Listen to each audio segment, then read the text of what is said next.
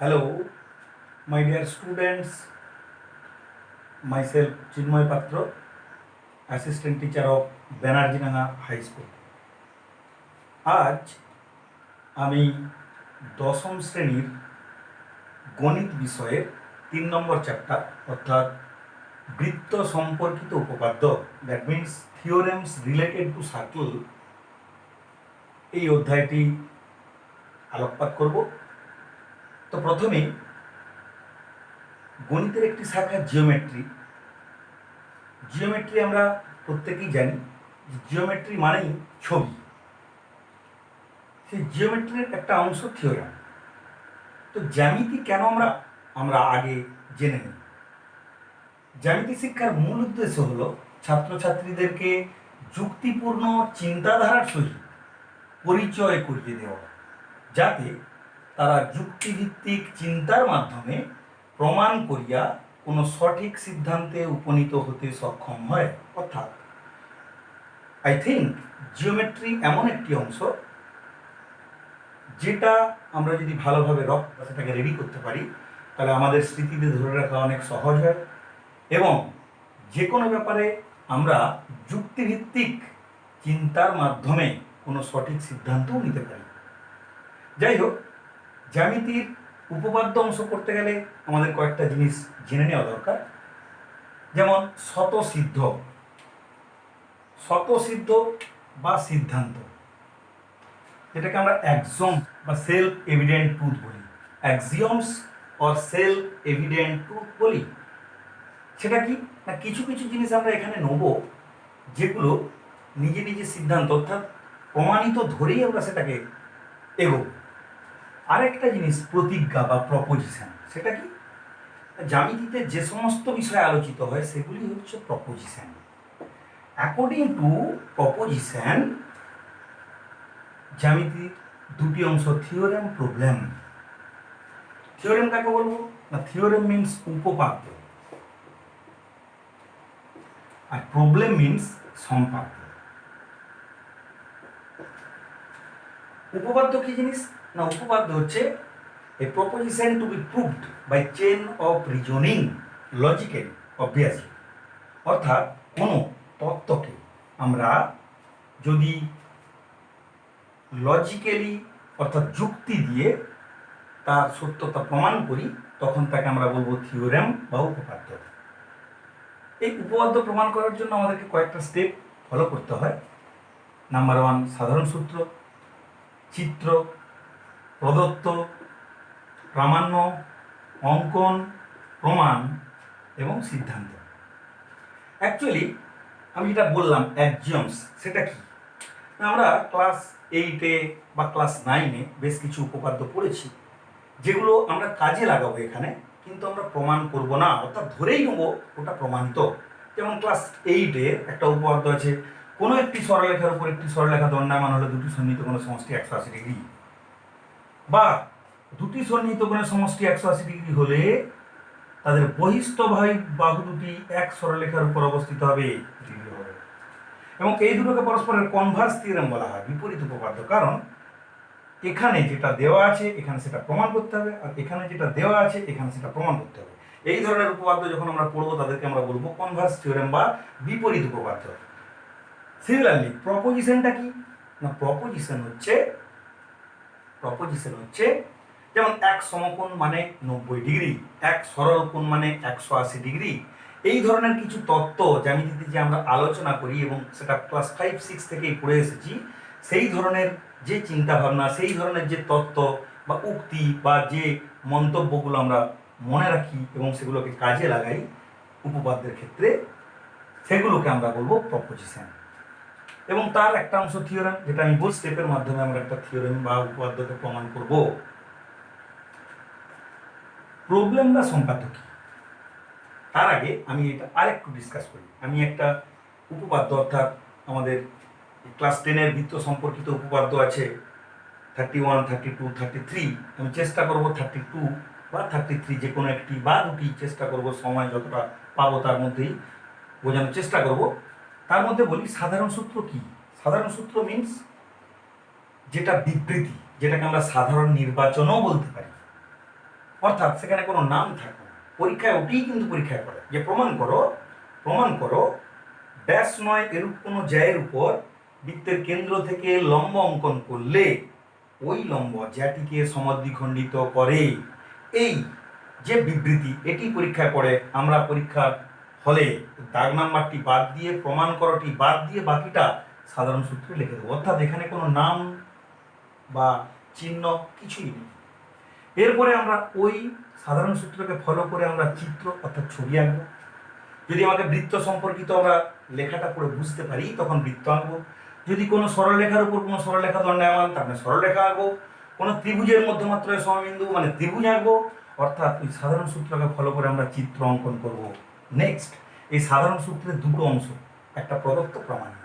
আমি পার্সোনালি প্রদত্ত কথা লিখি এবং অনেকেই এটাকে বিশেষ নির্বাচন বলেও চিহ্নিত করে। সাধারণ সূত্রকে আমরা সাধারণ নির্বাচনও বলতে পারি।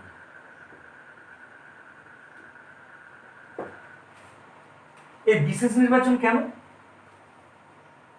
কেউ একজন যখন উপপাদ্য প্রমাণ করেন তিনি তার মতো নামকরণ করতে পারেন বা স্টুডেন্টরাও যে যার নিজের মতো নামকরণ করতে পারে। অর্থাৎ আমি পার্টিকুলার কোনো নাম দিয়ে উপপাদ্যটি প্রমাণ করার চেষ্টা করব, তাই এটাকে বিশেষ নির্বাচনও বলতে পারি। আমি প্রদত্ত কথাটা লিখি এই কারণে যে আমার মনে হয় যে ম্যাথমেটিক্সের ক্ষেত্রে বা কোনো প্রবলেমের ক্ষেত্রে যেমন কিছু দেওয়া থাকে কিছু প্রমাণ করতে হয়, এখানেও কিছু দেওয়া থাকে কিছু প্রমাণ করতে হয়। সে কিছু দেয়া থাকে অর্থাৎ যেটা দেয়া থাকে সেটাই প্রদত্ত এবং যেটা প্রমাণ করতে হয় সেটাই প্রামাণ্য।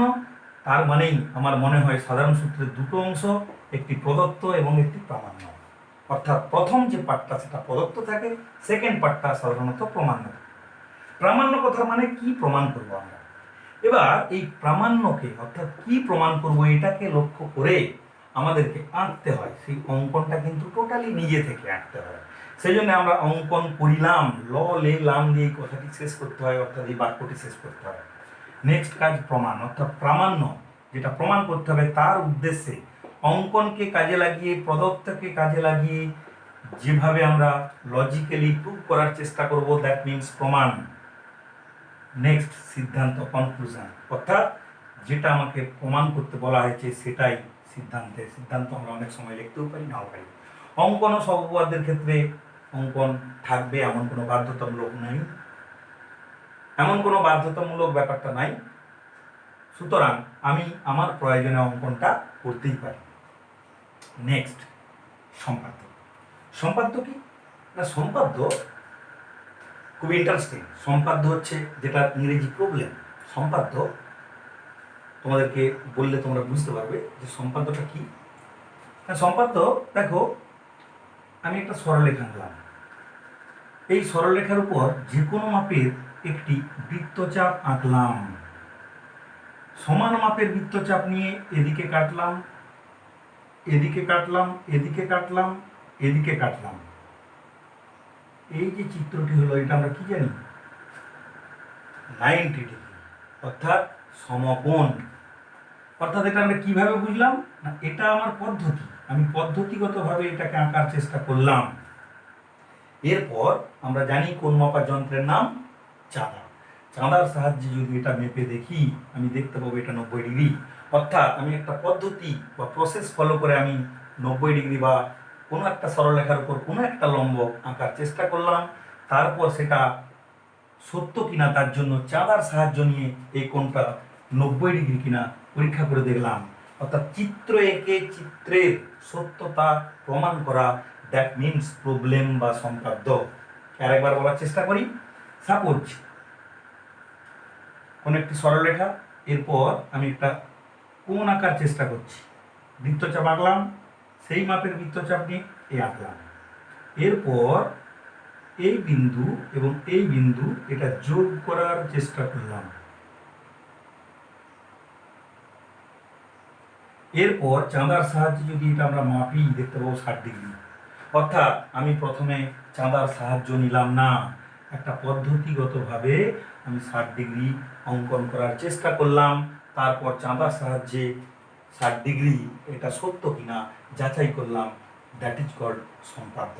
এই ধরনের সম্পাদ্য আমাদের সিলেবাসেও আছে, 5 নাম্বার পড়ে। তো আমাদেরকে এই সম্পাদ্য বিষয়ে কিছুটা হলেও জ্ঞান লাভ করতে হবে। নেক্সট আমরা বৃত্ত সম্পর্কিত উপপাদ্য পড়ব। তো বৃত্ত সম্পর্কিত উপপাদ্য পড়তে গেলে আমাদের যেটা ভীষণ ইম্পর্টেন্ট, বৃত্ত সম্পর্কিত কিছু তথ্য, বৃত্ত সম্পর্কিত কিছু তথ্য আমাদেরকে জানতে হবে। সেটা কি? যেহেতু বৃত্ত সম্পর্কিত উপপাদ্য, আমাদের বৃত্ত কাকে বলে, যেটা আমরা যদিও ক্লাস 5-এ পড়ে এসেছি, তো সেগুলো একটু রিভাইজ করে নিয়ে যাক বা স্মৃতিতে আনার চেষ্টা করি। আমরা এটাকে স্মৃতিচারণা বলে। তো চেষ্টা করছি আমরা বৃত্ত সম্পর্কিত কিছু আইডিয়া।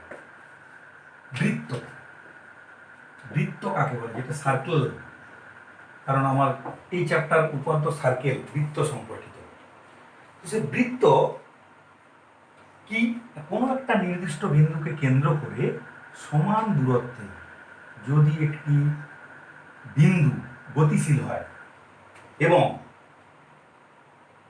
ওই গতিশীল বিন্দু, এটা যদি ও হয়, এটা যদি পি হয়, এই গতিশীল বিন্দুর যে পথ, এটা হচ্ছে বৃত্ত। অন্যভাবে বলতে পারি, কোনো একটি নির্দিষ্ট বিন্দু কেন্দ্র করে সমদূরত্বে যদি একটি বক্ররেখা অঙ্কন করা যায়, তাহলে যে আবদ্ধ সামতলিক চিত্র, তাকে আমরা বৃত্ত বলবো। এই বৃত্তে এই ও, এটাকে আমরা সেন্টার বলবো। সেন্টার মিন্স কেন্দ্র। বৃত্তের কোনো বিন্দু থেকে পরিধির কোনো বিন্দুর যে ডিস্ট্যান্স, এটাকে আমরা ব্যাসার্ধ বলবো, এটাকে রেডিয়াস বলা হয়। এরপর এই যে বক্ররেখা, এই বক্ররেখাকে আমরা বলবো পরিধি, এটাকে সার্কামফারেন্স বলা হয়। এরপর আমরা কেন্দ্র বরাবর যে সরলরেখাটি পরিধির দুপ্রান্ত পর্যন্ত বিস্তৃত, অর্থাৎ এই যে সরলরেখাটি, এটাকে আমরা বলবো ব্যাস অর্থাৎ ডায়ামিটার। পরিধির উপর স্থিত যে কোনো দুটি বিন্দুর সংযোগ সরলরেখা, এটাকে আমরা বলবো জ্যা, ইংরেজিতে এটাকে কর্ড বলা হয়। এবং এই বৃত্ত আঁকার জন্য আমরা ছোটবেলায় করেছি এইভাবে, যে বৃত্ত আঁকি, এই যে আঁকা, অর্থাৎ এইভাবে যে আমরা বৃত্ত আঁকি, এই এক একটি অংশকে আমরা, এই এক একটি অংশ অর্থাৎ এখান থেকে এটা, এই যে অংশ, এটাকে আমরা বলবো বৃত্তচাপ বা আর্ক। এগুলো আমরা প্রত্যেকেই জানি। তো এখান থেকে একটা প্রশ্ন, যে বৃত্তের জ্যা কি নির্দিষ্ট একটি পাওয়া যায়? নো, বৃত্তের অসংখ্য জ্যা, অর্থাৎ আমরা বৃত্তের পরিধির উপর স্থিত যে কোনো দুটি সংযোগ সরলরেখাকে আমরা জ্যা বলতে পারি। ইভেন এটিও একটি জ্যা, অর্থাৎ কেন্দ্রগামী যে সরলরেখাটি, সেটিও জ্যা, এবং কেন্দ্রগামী জ্যাকে আমরা ব্যাস বলি। এখান থেকে একটা ছোট্ট কথা আমাদেরকে মনে রাখতে হয়, যে ব্যাস এবং ব্যাসার্ধের মধ্যে সম্পর্ক, ব্যাস সমান 2 × ব্যাসার্ধ। আরো একটা কথা, যে বৃত্তের বৃহত্তম জ্যা কোনটি? ব্যাস, কারণ এখানে অসংখ্য জ্যা, তার মধ্যে যেটা সব থেকে বড় জ্যা সেটি হচ্ছে কেন্দ্রগামী, এবং কেন্দ্রগামী একটা বৃত্তের ব্যাসের সংখ্যা অসংখ্য। সিমিলারলি আমরা এই ছোট ছোট বৃত্তচাপ দ্বারাই গঠিত হয়, ছোট ছোট বৃত্তচাপ দ্বারাই গঠিত হয়, এটা একটা বৃত্তচাপ, এটা একটা বৃত্তচাপ, এটা একটা বৃত্তচাপ, এই ছোট ছোট বৃত্তচাপ দ্বারা গঠিত হয় বৃত্ত। অর্থাৎ এই বৃত্তচাপগুলো সব একত্রিত হয়ে যেটা হয়, সেটাকে আমরা বৃত্তের পরিধি বলি। তার মানে আমরা বলতে পারি বৃহত্তম বৃত্তচাপ কোনটি? বৃহত্তম বৃত্তচাপ মানে পরিধি। এগুলো আমাদের জানা দরকার আছে। নেক্সট আমাদেরকে জানতে হবে একটা বৃত্তের, এটাকে ভিতরের অংশ বলে, এটা বাইরের অংশ, এবং এটাকে আমরা বৃত্ত বলি। ওকে, আরো একটা জিনিস আমাদের জানা দরকার আছে,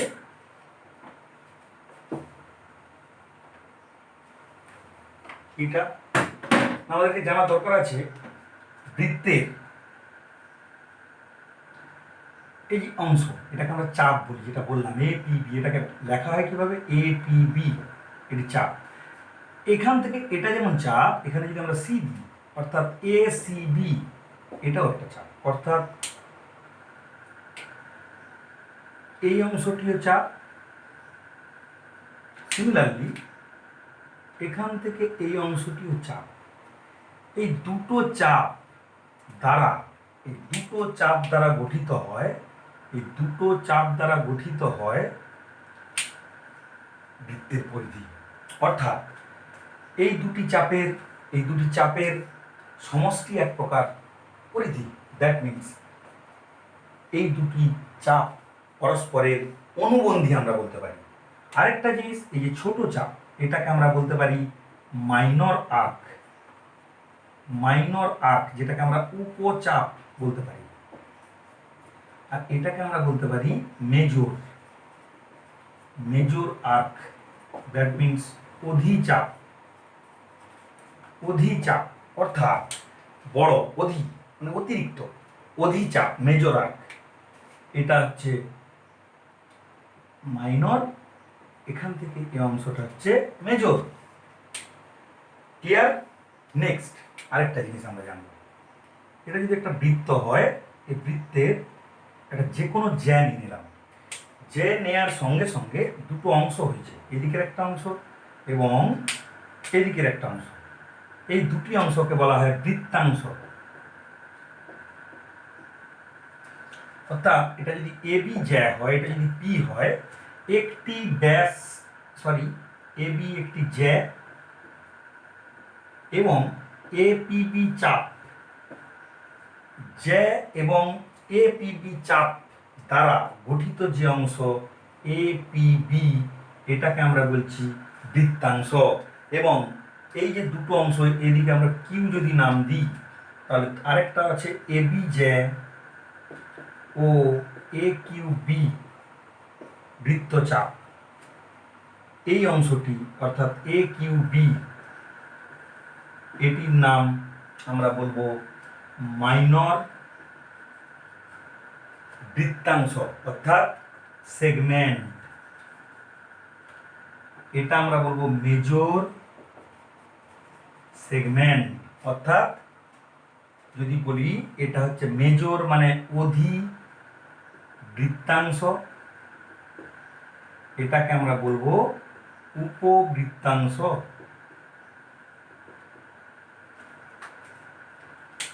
এরপরে আরো একটা জিনিস আমরা জানবো, এটা যদি একটা বৃত্ত হয়, এই বৃত্তের এটা যদি এ বি, এটা বি ও, এই যে অংশটি অর্থাৎ এ ও বি ব্যাসার্ধ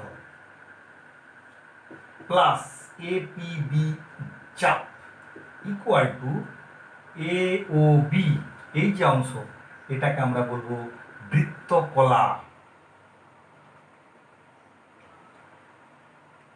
এই দিকের যে অংশ, এটিও কিন্তু বৃত্তকলা।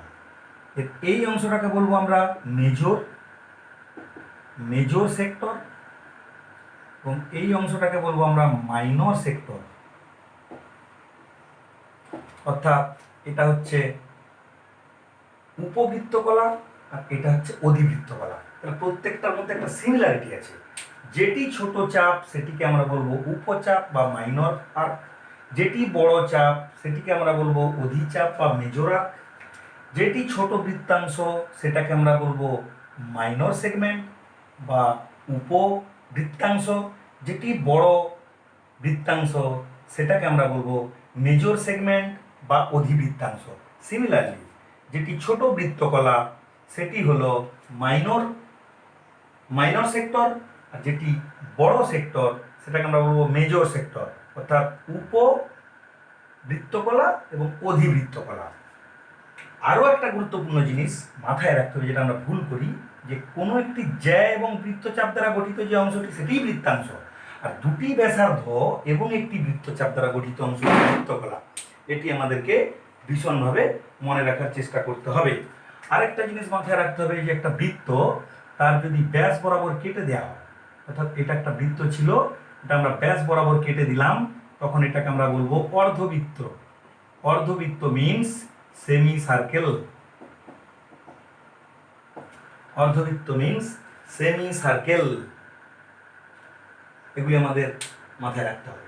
নেক্সট আমরা চেষ্টা করব এরপর উপপাদ্যে আসা।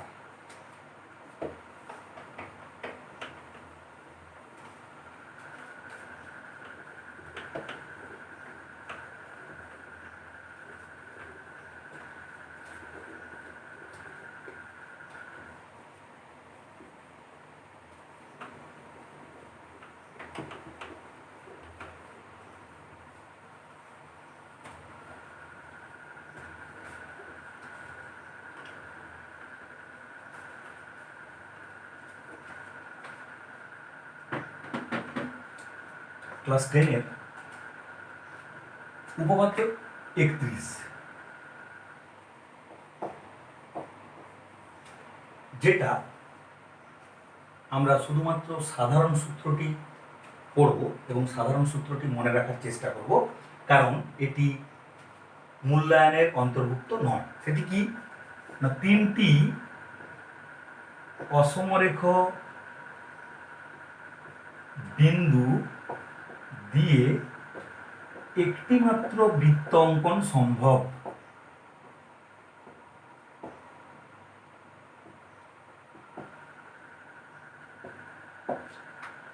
তার মানে কি, 3টি অসমরেখ বিন্দু। এখানে প্রশ্ন, অসমরেখ বিন্দু কি না, অসমরেখ বিন্দু মানে ধরো এ বি দুটি বিন্দু, তৃতীয় বিন্দু এখানে থাকতে পারে, এখানে থাকতে পারে। যদি তৃতীয় বিন্দু এখানটায় থাকে, অর্থাৎ 3 বা তার বেশি বিন্দু, 3 বা তার বেশি বিন্দু এক সরলরেখায় থাকলে, এক সরলরেখায় অবস্থিত হলে, তখন তার এই যে 3টি বিন্দু বা 3-এর বেশি বিন্দু, এদেরকে আমরা সমরেখ বিন্দু বলবো, সমরেখ বিন্দু বলবো। যদি তা না হয়, অর্থাৎ দুটি বিন্দু এ বি, তৃতীয় বিন্দুটি এখানে, এই ধরনের যদি সিচুয়েশন আসে, এই ধরনের সিচুয়েশন যদি আসে, তখন আমরা, অর্থাৎ 3 বা তার বেশি বিন্দু এক সরলরেখায় অবস্থিত না হলে, তখন তাকে আমরা অসমরেখ বিন্দু বলবো। শর্ট কোশ্চেন আসে, এমসিকিউ অথবা শূন্যস্থান পূরণ, সেখানে 3টি অসমরেখ এটার জায়গায় ফাঁকা থাকতে পারে, একটি মাত্র জায়গায় ফাঁকা থাকতে পারে। অর্থাৎ আমাদেরকে খেয়াল রাখতে হবে যে 3টি অসমরেখ বিন্দু, এটা দিয়ে আমরা একটি মাত্রই বৃত্ত অঙ্কন করতে পারি।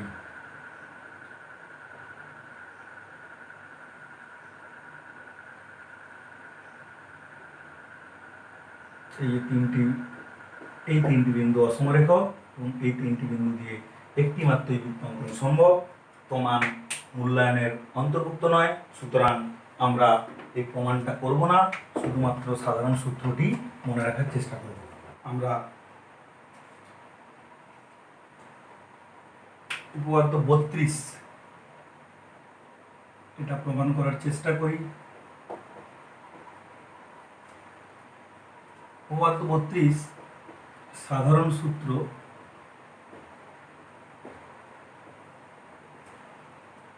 কি আছে, ব্যাস নয় এরূপ কোন জ্যা এর উপর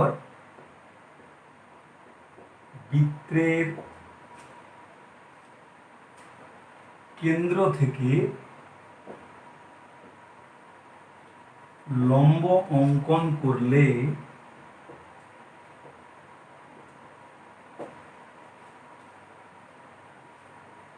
ওই লম্ব জ্যাটিকে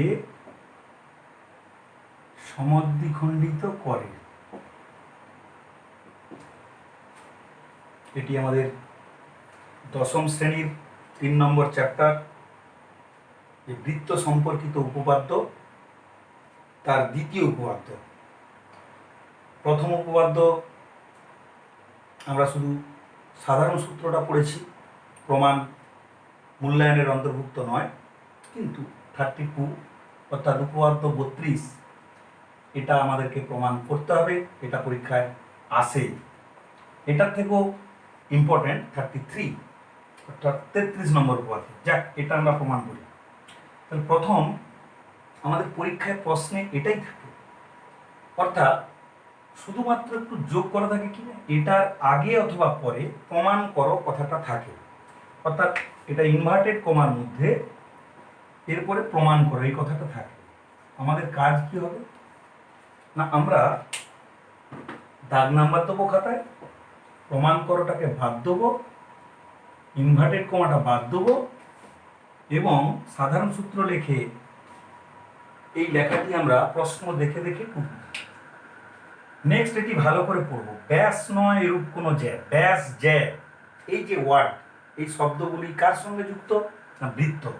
সঙ্গে সঙ্গে আমরা নেক্সট পয়েন্ট চিত্র, এবং চিত্র আঁকার সঙ্গে সঙ্গে আমরা চেষ্টা করব এই একটা মার্জিন ভেবে নেওয়া, যাতে এই দিকটায় আমরা কিছু লিখবো না, তো বাম দিকে কিছু লিখবো না, যাতে পয়েন্টগুলো আমরা সুন্দরভাবে দেখাতে পারি। এরপর আমরা ছবিটা আঁকার চেষ্টা করি।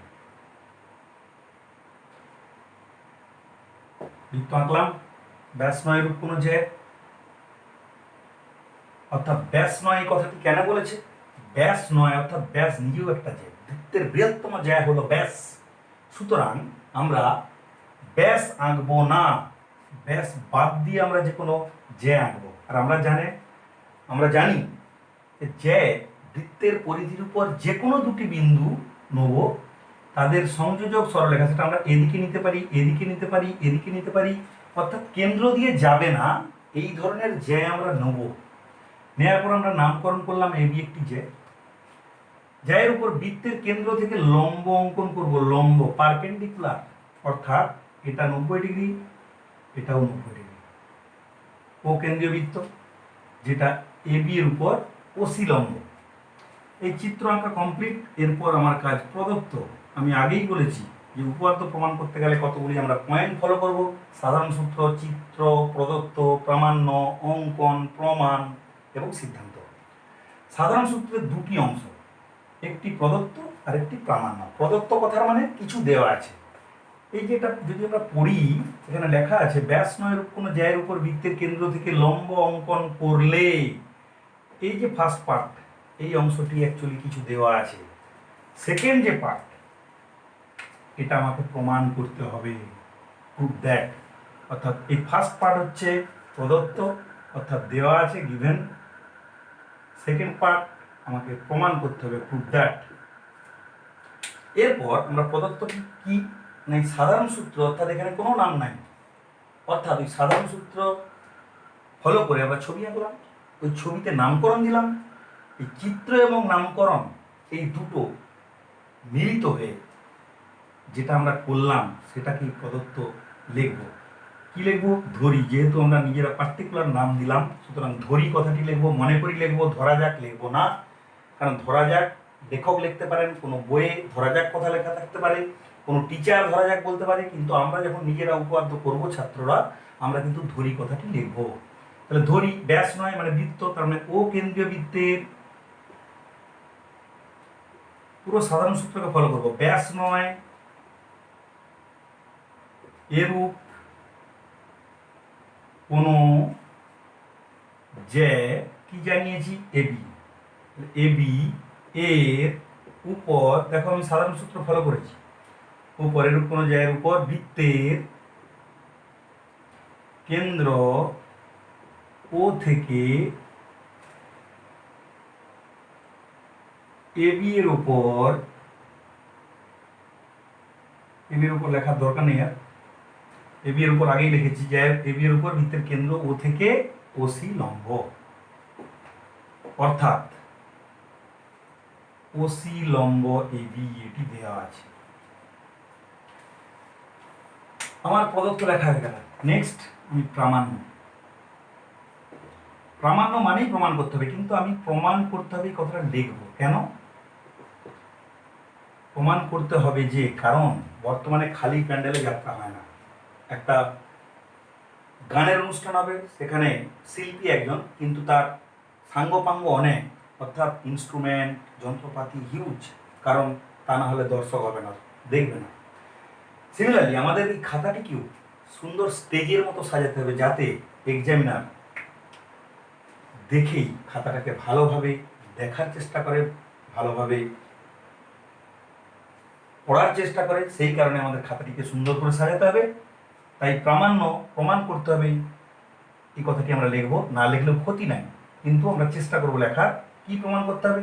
ওই লম্ব জ্যাটিকে সমদ্বিখণ্ডিত করে, অর্থাৎ এসি সমান সিবি, এই এসির সঙ্গে সিবি সমান, এটি প্রমাণ করতে হবে। সমদ্বিখণ্ডিত কথার মানে সমান দুটি খণ্ডে ভাগ, অর্থাৎ এসি এবং সিবি দুটি সমান অংশে ভাগ করবে, অর্থাৎ এসি সমান সিবি। অঙ্কন এই প্রমাণের প্রয়োজনে, অর্থাৎ যেটা দেয়া আছে কি প্রমাণ করতে হবে আমরা দেখতে পাচ্ছি। আমাদের উদ্দেশ্য প্রমাণ করা। কিভাবে প্রমাণ করব না, এই প্রমাণের প্রয়োজনে আমাদেরকে কিছু আঁকতে হবে, দ্যাট ইজ অঙ্কন। কিভাবে আঁকবো না, দেখতে পাচ্ছি এসি অর্থাৎ সমান। যখনই কিছু সমান প্রমাণ করতে হবে, আমার মাথায় প্রথম আনতে হবে যে আমাকে সর্বসম দেখাতে হবে। সর্বসম কি কথাটি আমরা জানি, সর্বসম কথা মানে সব দিক থেকে সমান। সর্বসম অনেক দিক থেকে হয়, অর্থাৎ দুটি বৃত্ত সর্বসম হয়, দুটি লাইন সর্বসম হতে পারে, দুটি কোণ সর্বসম হতে পারে, দুটি ত্রিভুজ সর্বসম হতে পারে।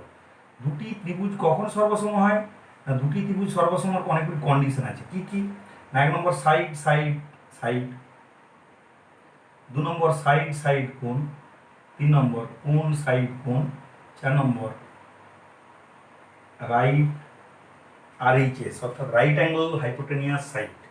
এর মানে কি, অর্থাৎ এই ত্রিভুজের ক্ষেত্রেও যা আছে, এই ত্রিভুজের ক্ষেত্রেও 3টি বাহু আছে, এই ত্রিভুজের ক্ষেত্রেও আমরা দেখাতে পারবো, এই ত্রিভুজের ক্ষেত্রেও দেখাতে পারবো, এই ত্রিভুজের ক্ষেত্রেও দেখাতে পারবো। অর্থাৎ আমরা চেষ্টা করব, যদি আমি এই ত্রিভুজের ক্ষেত্রে এই বাহুটি দেখাই, এই ত্রিভুজের ক্ষেত্রে এই বাহু, এই ত্রিভুজের ক্ষেত্রে এই বাহু, এই ত্রিভুজের ক্ষেত্রে এই বাহু, এই ত্রিভুজের ক্ষেত্রে এই বাহু, এই ত্রিভুজের ক্ষেত্রে এই বাহু, অর্থাৎ 3টি বাহু যদি সমান হয় তখন আমরা ত্রিভুজটিকে সর্বসম বলবো।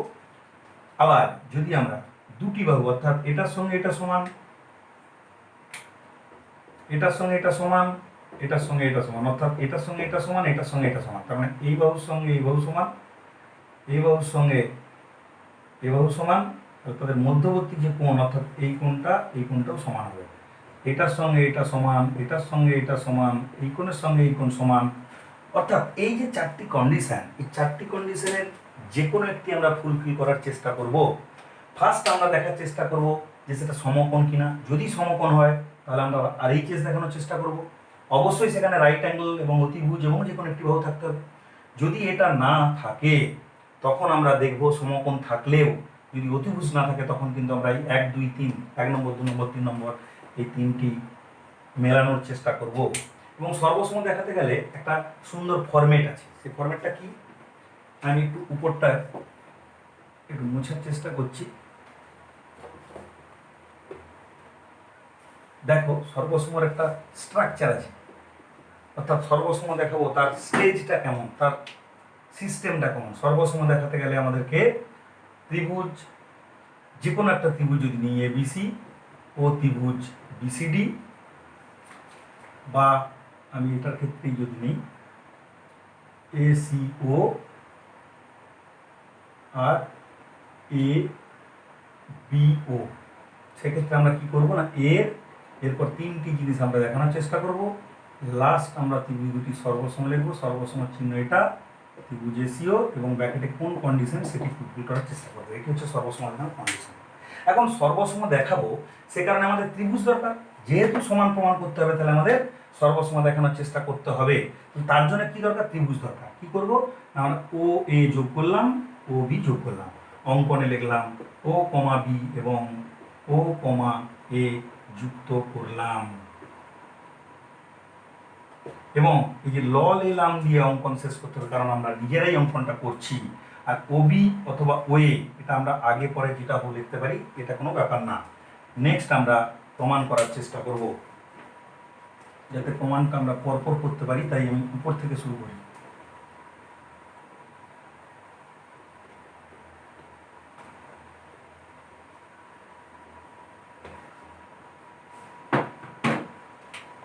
প্রমাণ দেখো, সর্বসম দেখাবো কি কি না, এখানে ত্রিভুজ একটা উৎপন্ন হয়েছে, ত্রিভুজ এসিও, আরেকটা ত্রিভুজ উৎপন্ন হয়েছে সিবিও। তাহলে আমরা ত্রিভুজটা যেভাবে ইচ্ছা লিখতে পারি, কারণ জ্যামিতি করতে গেলে আমাদের কয়েকটা জিনিস মনে রাখতে হবে, যে বিন্দু লেখার জন্য আমরা যে কোনো একটা লেটার ব্যবহার করতে পারি, এ অথবা বি অথবা সি। আবার রেখা প্রকাশ করার জন্য যে কোনো দুটি লেটার, এ বি অথবা বিসি অথবা সি এ, এইভাবে দুটি লেটার। কোণ লেখার জন্য আমাদেরকে প্রকাশ করতে হয় এ বি সি, অর্থাৎ যে কোণটিকে নির্দেশ করবে সেই কৌণিক বিন্দুটি যেন মাঝখানে থাকে। ত্রিভুজ লেখার জন্য আমাদেরকে এবিসি লিখতে পারি, অর্থাৎ ত্রিভুজের চিহ্নটি দেবো এবং যেভাবে ইচ্ছা আমরা লিখতে পারি, তিনটি লেটারকে যেভাবে ইচ্ছা আমরা সাজাতে পারি। এক্ষেত্রে আমরা ত্রিভুজ যেভাবে ইচ্ছা লিখতে পারি। তাহলে ত্রিভুজ এসিও, ত্রিভুজ বিসিও এর কি লিখবো দেখো, প্রথমেই আমরা ওএ সমান ওবি এটা দেখতে পাচ্ছি। তার আগে একটা দেয়া আছে, প্রদত্তে আমার দেয়া ছিল ওসি লম্ব বি, অর্থাৎ এটা লম্ব দেয়া আছে। তাহলে প্রথমেই আমরা কোনটাও লিখতে পারি। তাহলে ওএ সমান ওবি, এটা কি না, এটা হচ্ছে একই বৃত্তের ব্যাসার্ধ, একই বৃত্তের ব্যাসার্ধ। একটা কথা খেয়াল রাখবে, যে এটা যদি একটা বৃত্ত হয় তার ব্যাসার্ধ সর্বদা একই হয়, অর্থাৎ একটি নির্দিষ্ট বৃত্তের, এটা যদি 4 সেমি, এটাও 4 সেমি, এটাও 4 সেমি, এটাও 4 সেমি, এটাও 4 সেমি, একই বৃত্তের ব্যাসার্ধ সবসময় সমান। কিন্তু যদি কনসেন্ট্রিক সার্কেল অর্থাৎ সমকেন্দ্রীয় বা এক কেন্দ্রীয় বৃত্ত হয়, সেক্ষেত্রে কিন্তু ব্যাসার্ধ আলাদা আলাদা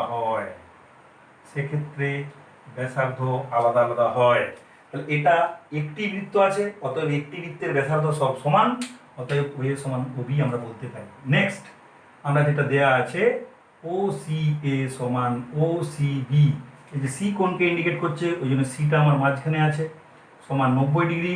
ব্র্যাকেটে আমরা লিখবো যেহেতু ও সি লম্ব এ বি, এটা আমাদের প্রদত্তে দেওয়া ছিল। এর পরিবর্তে আমরা প্রদত্তানুসারেও কথাটা লিখতে পারি, অথবা আমরা কল্পনানুসারেও কথাটা লিখতে পারি। নেক্সট 3 নম্বর, এবং ওসি, উভয় ত্রিভুজের ক্ষেত্রে ওসি বাহুটা কমন, তাহলে ওসি সাধারণ বাহু। তিনটি কন্ডিশন ফুলফিল। কোনটা দেখতে পেলাম, সমকোণ তার বিপরীত বাহু মানে অতিভুজ আছে, অতএব আমরা বলতে পারি ত্রিভুজ এসি, অর্থাৎ এই লাইনটাকে ঘুরে লিখবো, শুধু ও এর পরিবর্তে সর্বসম চিহ্ন। ত্রিভুজ বিসিও, ব্র্যাকেটে লিখবো আর এইচ এস শর্তে, অর্থাৎ 4 নম্বর কন্ডিশন ফুলফিল হলো।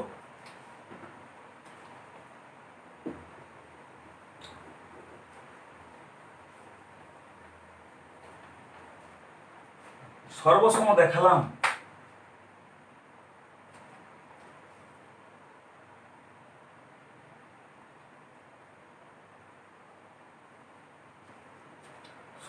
দেখালাম, মানে আমরা সব দিক থেকে সমান, অর্থাৎ ত্রিভুজ দুটি সব দিক থেকে সমান। তার মানে আমরা বলতে পারি এসি সমান বিসি বা সিবি। কেন বললাম, তার কারণ এটাই যে যেহেতু এই বাহুর সঙ্গে এই বাহু সমান, অর্থাৎ এই বাহুর সঙ্গে এই বাহু সমান, আবার এই কোণটার সঙ্গে কোণটা সমান। আমরা ক্লাস 8-এ পড়েছি যে কোনো এটা যদি বড় ত্রিভুজ ভাবি, তাহলে দুটি ত্রিভুজ, একটা ত্রিভুজের দুটি বাহু সমান মানে তার বিপরীত কোণ সমান, এই কোণটার সঙ্গে এই কোণটা সমান। তাহলে আলটিমেট পড়ে রইল এই কোণ, তার মানে এই কোণটার সঙ্গে এই কোণটা সমান। আর এই কোণ সমান এই কোণ মানে তার বিপরীত বাহু সমান, অর্থাৎ এর বিপরীত বাহু এটা, এর বিপরীত বাহু এটা, অর্থাৎ এসি সমান সিবি। ওই জন্য আমরা লিখব সর্বসম ত্রিভুজের অনুরূপ বাহু।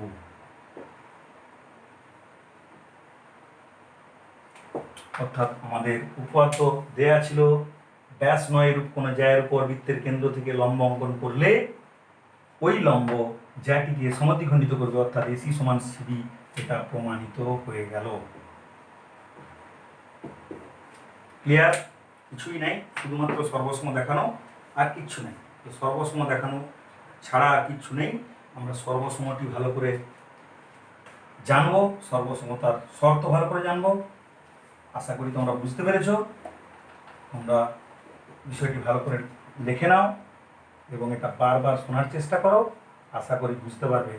পরীক্ষা দেবে, মাধ্যমিক পরীক্ষা আজ না হোক কাল হবে, অর্থাৎ আসন্ন যে 2021 পরীক্ষাতে বসবে যখন, তখন শুধু অঙ্ক পরীক্ষা তো দিলে হবে না, তোমাদেরকে সমস্ত সাবজেক্টের পরীক্ষা দিতে হবে। সেই সমস্ত সাবজেক্ট সুন্দরভাবে ডিসকাশন করা আছে অডিও ভিজুয়াল মাধ্যমে, যেটা ভীষণ ইম্পর্ট্যান্ট। কারণ আমাদের মেমোরি ইমাজিনেশন বোঝে। যেমন কম্পিউটার 0-1 ছাড়া কিছু বোঝে না, তেমনি আমাদের মেমোরি ইমাজিনেশন, ইমেজ এগুলোকে পছন্দ করে, এগুলো আরাম করে নিতে চায়। সেই কারণে পড়াশোনার পাশাপাশি যদি অডিও ভিজুয়াল মাধ্যমে এই টোটাল সাবজেক্টগুলি আমরা দেখার চেষ্টা করি, বোঝার চেষ্টা করি, আমার মনে হয় স্মৃতিতে অনেক দিন ধরে, দীর্ঘ সময় ধরে থেকে যায়। সেই অ্যাপসটার নাম হচ্ছে বঙ্গ শিক্ষা অ্যাপস, যেটা তোমরা প্লে স্টোর থেকে পাবে, ইনস্টল করবে।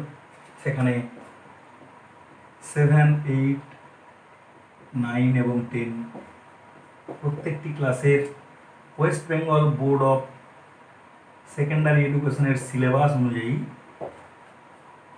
Bengali, English, math, life science, physical science, history, geography, অর্থাৎ অল সাবজেক্ট। তার বৈশিষ্ট্য কি না, নাম্বার 1, চ্যাপ্টার ওয়াইজ ডিসকাশন। যেমনভাবে আমি এই উপপাদ্যটা ডিসকাস করলাম, সেখানে অডিও ভিজুয়াল এর থেকে অনেক বেটার। 2 নম্বর, যেখানে মক টেস্ট করার স্কোপ, অর্থাৎ আমি একটা চ্যাপ্টার পড়ার পর কতটা বুঝেছি, কতটা প্রিপেয়ার, এটা জানার জন্য। 3 নম্বর, নোটস, যার জন্য আমরা টিচারের কাছে পড়তে চাই, এগুলি আমরা পাবো। বিস্তারিত জানার জন্য 9733762565 অথবা 7001228400 এই নম্বরে কন্ট্যাক্ট করতে পারো। ম্যাথমেটিক্স যে কোনো সমস্যার সমাধানের জন্য আমি সর্বতোভাবে সাহায্য করার চেষ্টা করব। তাই আজকের মতো এখানেই শেষ করব। শেষ